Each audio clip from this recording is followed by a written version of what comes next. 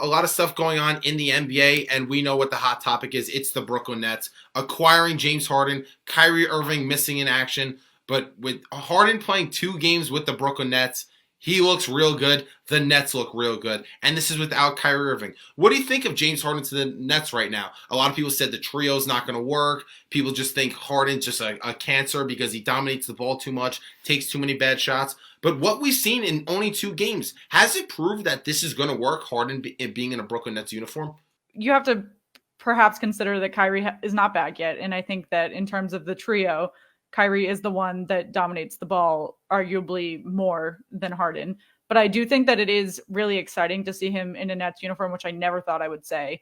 I think that Harden has shown that he really wasn't happy in Houston a lot more than we were, led on to believe. When you see him, how happy he is on the court, it's, really reassuring and kind of makes you step back and think, well, maybe they weren't just getting together to make that super team, blah, blah, blah. Obviously, there is something behind wanting to get that championship, but he just genuinely looks more happy on the court. And I think that does equate a lot to the production that he's had in the last 2 games. I think it's utterly ridiculous how people try to think that James Harden with the Nets would hurt them or it wouldn't work.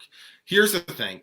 A lot of people are trying to say that Kyrie may not work with this trio, whatever. We'll touch on Kyrie in the trade in one bit. But I just want to talk about Harden being with this team. Of course this is going to work. My preseason take with the Nets, and people who've been following me who know me know I am super high in the Nets. I said within 15 games, which we're at 15 games now, they will start 8-7. I was 1 game off. I was one Chris Middleton shot away from being dead on right with that. And I said once they get to the playoffs, they will get through the Eastern Conference in 15 games or less and make the NBA Finals. That's how high I am on them. I don't believe there's a team in the East who really could compete with them, if you're really going to ask me. Harden is going to make this team better. I think it's going to be a little bit of a chemistry experiment throughout this year. That's what this is really going to come down to. It's going to say, how does this work? But right now, Harden and Durant as a duo looks better than Kyrie and KD as of now. I don't know what the drama is with Kyrie, and neither really does anyone else. He's coming back tomorrow against the Cavs. To say that they should trade Kyrie right now, I think is a little ridiculous and a little quick. You have till March 25th until the trade deadline. If you want to say you're open to trading him or not counting it out, sure, I'm with that. I wouldn't say Kyrie is untouchable right now. But Durant signed with Brooklyn because Kyrie was going there also. Kyrie actually signed first. So with that being said, you can't just say, oh, well, Durant plays a few games, you trade for James Harden, and then you get rid of Kyrie. In terms of basketball, talent is just going to overpower other talent in this league. It's not like baseball where the team who's hot, or it's a matchup, a pitching matchup, you get an edge. Or in football, it's another thing. It's a big matchup thing. The best team doesn't always win. Basketball, when there's just more superior talent, that's going to overlap some teams. I think this is going to be a chemistry experiment. I think when Kyrie returns, they will struggle and it will take a little bit of time. But once they get rolling, man, this is going to be fun to watch. Yeah, I mean, I think, like you said, it'll take some growing pains, and that happens all the time. I'm a little bit surprised that Harden was able to mesh so quickly on the court, and I think, to note on your playoff comment, although I'm a Celtics fan, so I do slightly disagree with your comment that no team in the East can overtake them.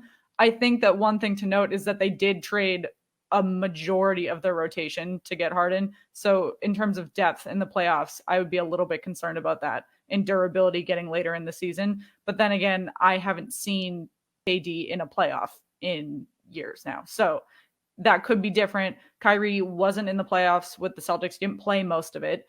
So assuming that he still is with the Nets by that point, it might not be an issue. It's just something to consider now without Karis LeVert and all of those guys.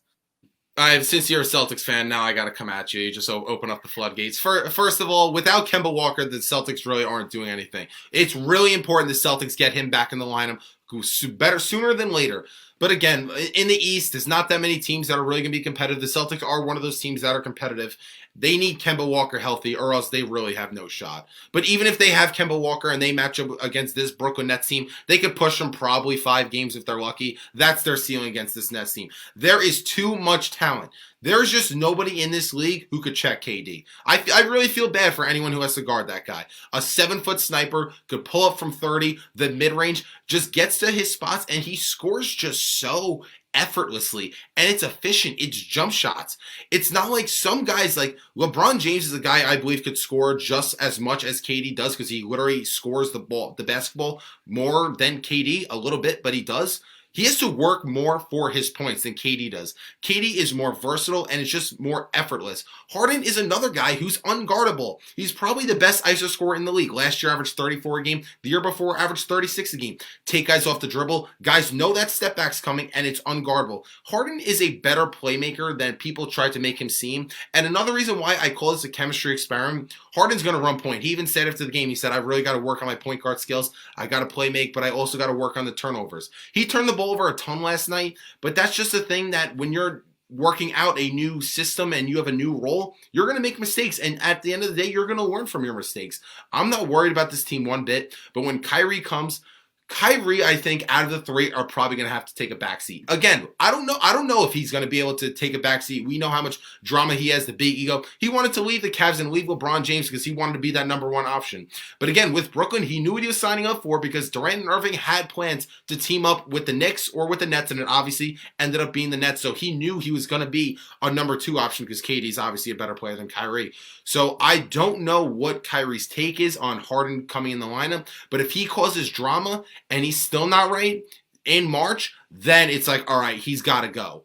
But I think if they're buying into a championship, because a team like Brooklyn, and you're in the Brooklyn, New York, the nation's media capital, that's a city where you need to deliver a title. If they just get one title with this James Harden trade, then they win the trade. You can't say right now if they won or didn't win the trade, but I just think see how Kyrie works in the system.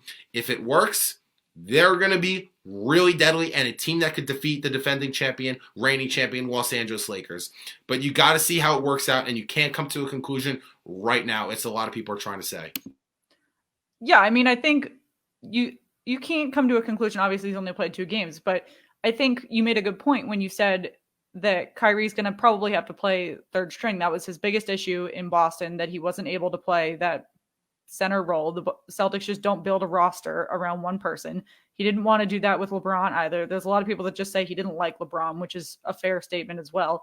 But you're going to the Nets. You got to think about Harden knew what he wanted when he said he wanted to go to the Nets, but he knew that Kyrie had those behavioral issues. Is there something else that he's either aware of, or does he just really not care and just assumes, like you said, he's going to run point and Kyrie's taking that back seat? I mean, it's a chemistry gamble, and it's a little worrisome as someone watching from the outside that they just assume, I'm going to be that first guy. I'm going to be that first guy. And if all three of them assume that, it's not going to work out on the court. But I mean, as three of the best basketball players in the league, you have to assume that they'll be able to figure out the chemistry. But I mean, Kyrie hasn't done it in the past.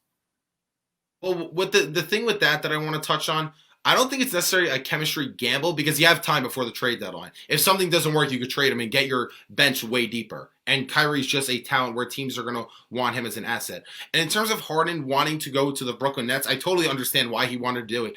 Durant is boys with Irving. He's also boys with Harden. Durant reportedly wanted Harden to come to the Nets, which I totally support. So with that being said, Harden is in the conversation for greatest player of all time to never win a title.